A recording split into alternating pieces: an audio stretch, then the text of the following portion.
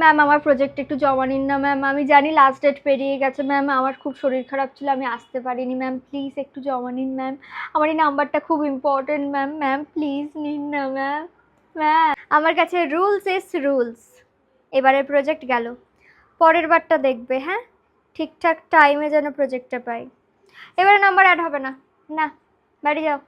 পিছনে বসে কি ভাবছিস, খুব গল্প করবি? পিছনের বেঞ্চ, পরের বার যদি সামনের বেঞ্চে না দেখেছি, এই পরের দিন ওদের সামনে দিবি, সামনে আসবি, তারপর দেখি কিভাবে লুকোস।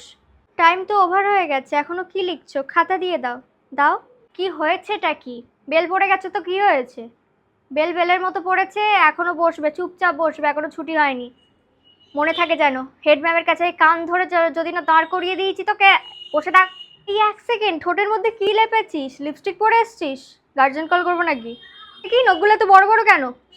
কেন নখগুলো এত বড় বড়? কি আজরাবি বলে বড় বড়? রাক্ষসীর মতো নখ কি জন্য? নখ কেটে আসবি।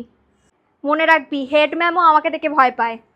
ভালো করে শোন, তোদের এক্সামের খাতাগুলো তোদের কাছে দেবো না ভেবেছি, প্রত্যেকে গার্ডিয়ান্স আনবি, ওদের হাতে দেব। না আসলে কিন্তু খবর আছে।